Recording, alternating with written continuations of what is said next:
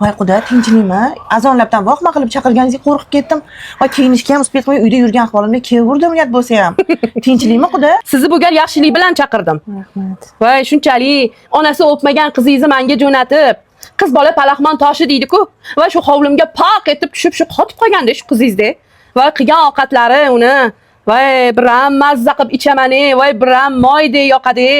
Voy hech nimani uvol qilmaydi. Xolodilnigimda bir nima eskirib qolmaydi. Voy shu xolodilnigimni ochsam, voy shu lineykaday shu tizilib turadi shu narsalarimda. Voy o'g'limmichi yarim pirdiganlaridek ko'ziga tik qaramaydi.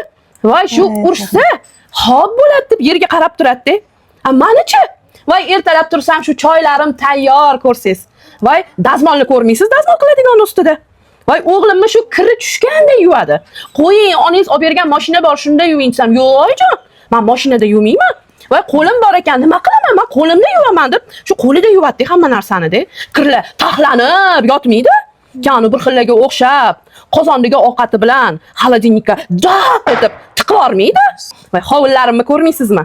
Voy ertalab kechqurun biram dilim yayrab shu suv sepib qo'yadi.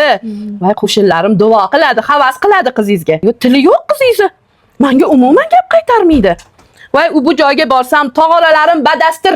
Men oyijon, somsoq boring. Men oyijon, mana nima boring deb o't-bo'tga borsam menga tog'ora muammo bo'lmaydi. Voy xudoyim, bir ikki oyligini so'ragandim. Voy shundoq berdilar qizingiz.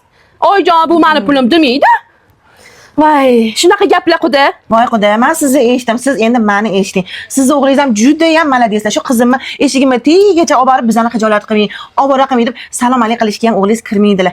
Ayniqsa qizim kirib kelishi bilan ko'zlarini tegi ko'karigan, shunaqa chiroyli qilib urar ekanlar. Endi erkak bo'lgandan keyin urib turish kerak-da xotinini. So'kish kerak. Biz ham kaltayib, mana shu kunlarga yetib keldik, Xudoga shukr. O'g'lingizlarning boriga shukr. Qizimni hech qatga ishonmasdan, hech qatga ishga ham kirmas ekanlar o'g'lingiz. Shunaqangi aqlli o'g'lingiz bor. Va qizimni ishonmasdan, qizimni kech-kecha qorovulab uyda o'tiradi-ya. Shunaqa maladeski-yu.